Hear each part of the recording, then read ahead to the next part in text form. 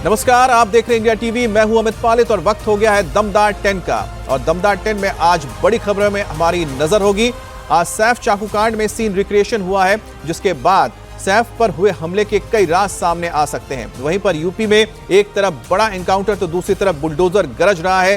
राजधानी दिल्ली में सियासी दिग्गज वोट की अपील करते नजर आएंगे। वहीं बीजेपी के दूसरे संकल्प पत्र में जनता के लिए क्या क्या वादे होंगे, ये भी आपको बताएंगे। एआईएमआईएम के उम्मीदवार ताहिर हुसैन का प्रचार कर पाएंगे, इस पर भी सवाल है, क्योंकि सुप्रीम कोर्ट में आज इसका फैसला होने जा रहा है। वक्फ बोर्ड में आज फिर जेपीसी की मीटिंग होनी है, जिसमें शिया और सुन्नी दोनों अपना पक्ष रखेंगे। आज संविधान रैली में राहुल गांधी शामिल होंगे। महाकुंभ में अडानी ग्रुप महाप्रसाद सेवा करेंगे और अमेरिका में डोनाल्ड ट्रंप की दूसरी पारी शुरू हो गई है। और दमदार 10 में सबसे पहले बात करेंगे आज की सबसे बड़ी खबर की। उत्तर प्रदेश में बदमाशों के खिलाफ खाकी का नॉनस्टॉप एक्शन जारी है और ताजा मामला शामली का है, जहां एसटीएफ और पुलिस ने जॉइंट ऑपरेशन में 4 कुख्यात बदमाशों को ढेर कर दिया है। यह मुठभेड़ शामली के जिंझाना थाना क्षेत्र में हुई है। पुलिस ने जब बदमाशों को रोकने की कोशिश की तो उन्होंने पुलिस टीम पर ताबड़तोड़ फायरिंग की। आधे घंटे तक चली मुठभेड़ में पुलिस ने 4 अपराधियों को ढेर कर दिया। एनकाउंटर के दौरान एसटीएफ के इंस्पेक्टर सुनील कुमार को भी गोलियां लगी, जिनका इलाज गुरुग्राम के मेदांता हॉस्पिटल में फिलहाल किया जा रहा है। पुलिस ने मुठभेड़ में अरशद के साथ मंजीत, सतीश और एक अज्ञात बदमाश को मार गिराया है। पुलिस ने बताया कि अरशद पर 1 लाख का इनाम घोषित था। अरशद सहारनपुर में दर्ज डकैती के एक मामले में फरार चल रहा था। बताया जा रहा है कि अरशद मुस्तफा कग्गा गैंग से जुड़ा है और वो इस गैंग का एक्टिव मेंबर था। अरशद पर शामली समेत आसपास के जिलों में 1 दर्जन से ज्यादा केस दर्ज थे और पुलिस कई वक्त से इसकी तलाश कर रही थी, जिसको आखिरकार कामयाबी मिली। शामली एनकाउंटर में मारे गए 1 लाख के इनामी बदमाश अरशद की तस्वीर भी सामने आ गई है। अरशद मुस्तफा कग्गा गैंग से जुड़ा था। अरशद बहुत शातिर बदमाश था। पुलिस उसकी तलाश काफी वक्त से कर रही थी, लेकिन वो बार बार अपनी लोकेशन बदलकर पुलिस को चकमा दे रहा था। लेकिन शामली में एसटीएफ और पुलिस ने जॉइंट ऑपरेशन में अरशद को ढेर कर दिया। बदमाशों के साथ एनकाउंटर में एसटीएफ के इंस्पेक्टर सुनील कुमार को कई गोलियां लगी। वो बुरी तरह से घायल हैं। इंस्पेक्टर सुनील को पहले करनाल के अस्पताल में भर्ती किया गया था, लेकिन हालात बिगड़ने पर उन्हें गुरुग्राम की मेदांता में शिफ्ट किया गया है। बदमाश कितने खतरनाक थे, ये इन तस्वीरों से साफ होता है। बदमाशों के पास से आधुनिक हथियार बरामद हुए हैं। यह एनकाउंटर स्पॉट की तस्वीर है, जहां जमीन पर बदमाशों से बरामद हथियार आप देख सकते हैं। पुलिस ने जब बदमाशों को रोकने की कोशिश की तो उन्हें पुलिस टीम पर जबरदस्त फायरिंग शुरू कर दी, जिसके बाद पुलिस ने जवाबी कार्रवाई की। अब ये देखिए कि एक गाड़ी है, इस गाड़ी से जो हथियार मिले हैं इसमें देसी तमंचे भी हैं और इसमें पिस्टल नजर आ रही है और साथ ही साथ इसमें एक ऑटोमेटिक गन भी मौजूद है। पुलिस ने जिन 4 बदमाशों को ढेर किया है उनकी डिटेल आपको हम बता देते हैं। शामली एनकाउंटर में पुलिस ने मुस्तफा कग्गा गैंग से जुड़े 1 लाख के इनामी बदमाश अरशद के साथ उसके 4 साथियों को ढेर किया है। अरशद के साथ साथ मुठभेड़ में उसकी साथी मंजीत, सतीश और एक अज्ञात बदमाश ढेर हुआ है, जिसकी पहचान की जा रही है। हमारे साथ संवाददाता विशाल प्रताप सिंह जुड़ गए हैं। विशाल, आखिरकार किस तरह से इस पूरे एनकाउंटर को अंजाम दिया गया और बड़ी बात यह है कि जो फिलहाल एसटीएफ के इंस्पेक्टर है उनकी हालत क्या है?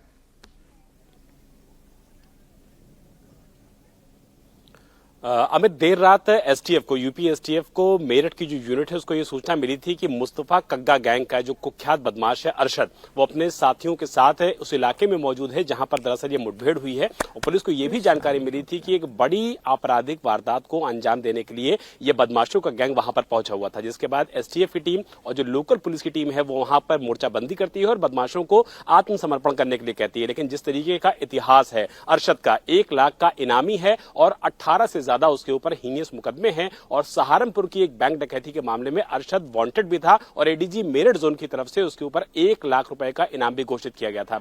जैसे ही अरशद देखता है कि पुलिस ने और एसटीएफ ने उसको घेर लिया है, चारों तरफ से फायरिंग शुरू कर दी जाती है और कार्बाइन से, पिस्टल से, देसी तमंचों से एक तरफा फायरिंग शुरू कर दी जाती है, जिसमें सुनील कुमार जो कि एसटीएफ के बहुत तेज तर्रार इंस्पेक्टर माने जाते हैं, कई सारे इनकाउंटर्स में शामिल रह चुके हैं। सुनील कुमार को 4 गोलियां लगती हैं, जिसके बाद उनको पहले करनाल अस्पताल में शिफ्ट किया जाता है, लेकिन अभी भी उनकी कंडीशन चूंकि ठीक नहीं है, नाजुक बताई जा रही है, इसीलिए उनको बेहतर इलाज के लिए गुरुग्राम के मेदांता हॉस्पिटल में एडमिट कराया गया है। लेकिन जो 4 बदमाश हैं जिन्होंने पुलिस पर फायरिंग की है उन सारे बदमाशों को गोली लगती है, जिसके बाद मौके से उनको उठा करके अस्पताल लेके जाया जाता है, जहां डॉक्टर्स ने चारों बदमाशों को मृत घोषित कर दिया है। ऐसे में पश्चिमी उत्तर प्रदेश में मुस्तफा कग्गा गैंग के जो बदमाश थे, जिसमें मंजीत था, रंजीत था, इसके अलावा अरशद था, और अरशद सबसे बड़ा इसमें नोटोरियस बताया जा रहा है, क्योंकि गैंग की जो कमान बताई जा रही है कि अरशद ही संभाल रहा था। और जब से उत्तर प्रदेश में लगातार एनकाउंटर्स का दौर शुरू हुआ है, वो लगातार उत्तराखंड और दूसरे राज्यों में जाकर के हाइड आउट ले रहा था। लेकिन कल स्पेसिफिक इन्फॉर्मेशन के आधार पर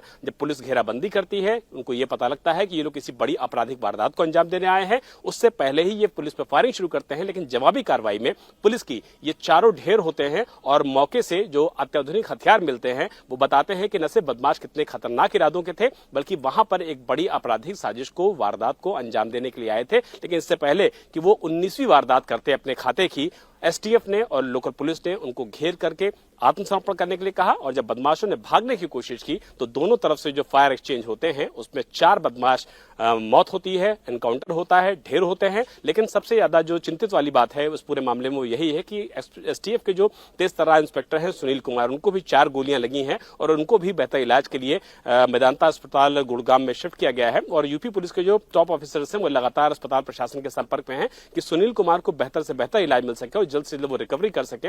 और हम सब भी यही दुआ कर रहे हैं कि जल्द से जल्द इंस्पेक्टर सुनील कुमार सही हो जाए। लेकिन बड़ी खबर यही है कि 4 बदमाश मुस्तफा कग्गा गैंग के शामली में एनकाउंटर के बाद मार दिए गए हैं। अच्छा, एक जो सबसे बड़ी बात निकलकर सामने आई है, जो हथियार यहां पर दिख रहे हैं उससे साफ हो जाता है कि ये गैंग कितना खूंखार था। 2025 की अगर बात करते हैं तो ये पहला बड़ा एनकाउंटर है जिसमें कोई बड़ा नामी बदमाश ढेर हुआ है। पुलिस ने किस तरह से इस पूरे ऑपरेशन को अंजाम दिया और इसकी जो लीड है वो कहां से मिली थी?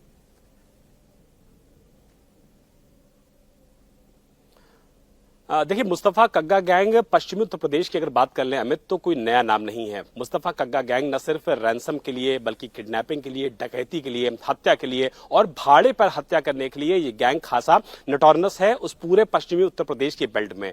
एसटीएफ के इंस्पेक्टर सुनील कुमार को ये लीड मिली थी कि जो अरशद है वो अपने 3 और साथियों के साथ उस इलाके में आया है किसी बड़ी आपराधिक वारदात को अंजाम देने के लिए। जिसके बाद पुलिस की टीम घेराबंदी करती है, सारी लोकल पुलिस को जानकारी दी जाती है, उस पूरे इलाके को कॉर्डन ऑफ कर लिया जाता है, बदमाशों को बोला जाता है कि वो आत्मसमर्पण कर दें। लेकिन जैसा कि उनका हीनियस रिकॉर्ड रहा है, जिस तरीके का उनका पेशेवर आपराधिक रिकॉर्ड रहा है, 18 से ज्यादा मुकदमे सिर्फ और सिर्फ अरशद के ऊपर हैं और बाकी जो तीनों बदमाश हैं उनकी जो हिस्ट्री है, क्राइम हिस्ट्री, उसको निकाला जा रहा है। तो ऐसे में पुलिस के लिए सबसे बड़ी चुनौती थी इन बदमाशों को मौके से पकड़ना। लेकिन जैसा कि आदतन से तीनों मजबूर थे, चारों मजबूर थे, उन्होंने पुलिस पर फायर झोंका और उसके बाद जब पुलिस ने रिटेलिएट किया है तो उसमें चारों बदमाश एनकाउंटर में ढेर हुए हैं। जी विशाल, तो एक तरह से योगी आदित्यनाथ का जो नॉट टॉलरेंस एटीट्यूड है या फिर उनका एक तरह से सीधा सीधा टारगेट है जो भी अपराधी हैं राज्य में कि उनके लिए कोई जगह नहीं है, उनके इस मिशन में एक बहुत बड़ी कामयाबी यहां पर एसटीएफ को मिली है, जहां पर 1 लाख के इनामी बदमाश को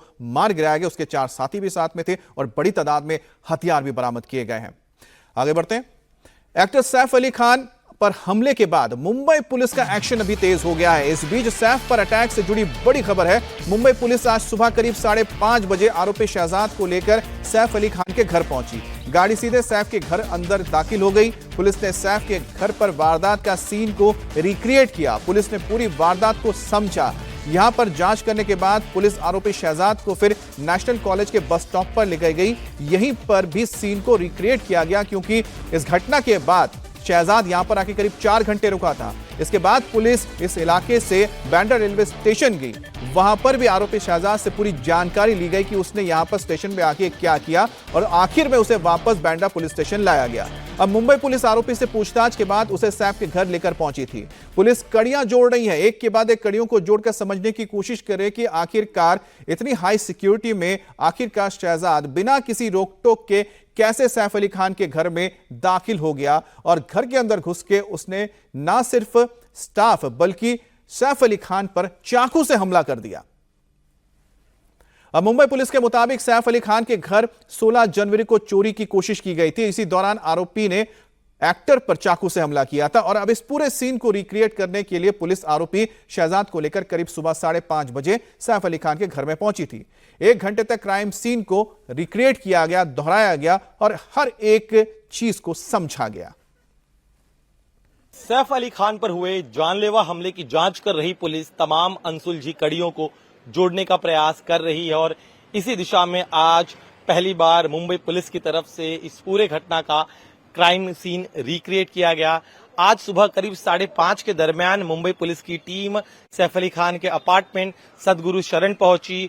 वारदात वाली रात को आरोपी कैसे इस बिल्डिंग के भीतर उसने प्रवेश किया, बिल्डिंग के भीतर आने के बाद कैसे वो सीढ़ियों के रास्ते 8वीं मंजिल पर पहुंचा और वहां से डक का इस्तेमाल कर पाइप के रास्ते कैसे वो 11वीं मंजिल तक पहुंचा और 11वीं मंजिल पर पहुंचने के बाद बाथरूम के रास्ते कैसे वो घर के भीतर दाखिल हुआ और घर में प्रवेश करने के बाद जिस तरह कैसे उसने सैफ अली खान पर हमला किया, एक अन्य मेड पर हमला किया और जब ये हमले हो रहे तो उस दौरान क्या बातचीत हुई, साथ ही में घर में उस समय और कौन कौन से सदस्य मौजूद थे, किस तरह से उसने इस पूरे वारदात को अंजाम दिया, ऐसे कई सवालों को जानने का प्रयास इस क्राइम रिक्रिएशन के दौरान मुंबई पुलिस की तरफ से किया गया।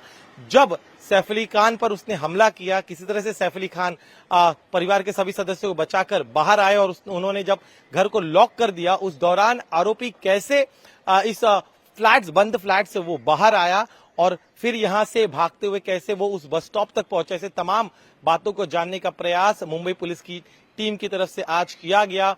कई ऐसे अनसुलझे सवाल थे जिसका जवाब पुलिस जानना चाहती थी और इसीलिए आज जो ये क्राइम सीन रिक्रिएट किया गया ये बेहद अहम था, क्योंकि ये हाई प्रोफाइल इमारत है लेकिन यहाँ पर इस इमारत में कई सारे सिक्योरिटी लैप्सेस थे। तो ऐसे में पुलिस इस क्राइम रिक्रिएशन के दौरान यह भी पता लगाने का प्रयास कर रही थी कि क्या इसके पहले भी आरोपी कभी यहाँ पर आया था, यह भी उन्होंने पता लगाने का प्रयास किया। और यहाँ से निकलने के बाद मुंबई पुलिस की टीम आरोपी को पटवर्धन गार्डन के पास जो बस स्टॉप है वहां लेकर गई, वहां पर फिर एक बार क्राइम सीन को रिक्रिएट किया गया। इसके बाद बांद्रा स्टेशन भी आरोपी को लेकर गए, वहां पर भी पता लगाने का प्रयास किया गया कैसे वारदात को अंजाम देने के बाद वो पहले पटवर्धन गार्डन के पास जो बस स्टॉप है वहां पर 4 घंटे तक रुका रहा और वहां से जब वो बांद्रा स्टेशन पहुंचा तो बांद्रा स्टेशन से किस रास्ते होते हुए वो दादर पहुंचा और दादर से वर्ली पहुंचे थे। तमाम बातों का प्रयास जो है पता लगाने का प्रयास आज पुलिस की तरफ से किया गया।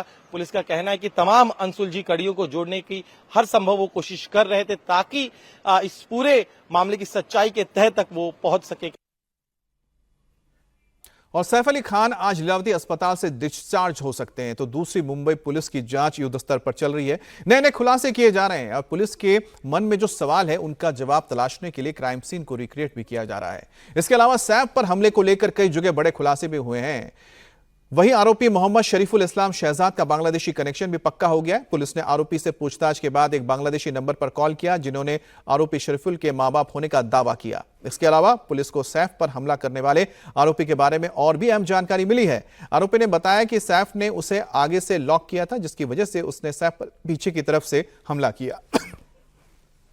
सैफ पर हमला करने वाला आरोपी अपने फोन में जिस सिम कार्ड का इस्तेमाल कर रहा था वो उसने बंगाल के किसी शख्स से आधार कार्ड के हिसाब से लिया था। अब पुलिस सूत्रों के मुताबिक घटना के बाद फॉरेंसिक एक्सपर्ट्स की टीम ने घर में जाकर फिंगरप्रिंट्स भी कलेक्ट किए हैं। पुलिस की टीम को 19 फिंगरप्रिंट मिले हैं, अब जिसे अब आरोपी के फिंगरप्रिंट से मैच किया जाएगा और पुलिस को जांच में पता चल जाएगा कि आरोपी मेघालय के दावकी नदी के रास्ते से भारत के अंदर दाखिल हुआ था, यानी जंगल के रास्ते। अब पुलिस को भारत में आरोपी का कोई भी क्रिमिनल रिकॉर्ड नहीं मिला है, हालांकि पुलिस आरोपी के बांग्लादेश में क्रिमिनल रिकॉर्ड होने की जांच जरूर कर रहा है। और हमारे साथ दिनेश मौर्य लाइव जुड़ गए हैं। दिनेश, अब तक की जो पूरी घटना को देखा जाए तो जो सीन रिक्रिएट किया गया है उसके लिहाज से तो पुलिस के हाथ सबूत और साथ ही साथ जो सवाल लगातार पूछे जा रहे थे उसके जवाब मिल गए होंगे कि आखिरकार किस तरह से दाखिल हुआ शहजाद सैफ अली खान के घर में और फिर बाहर निकला।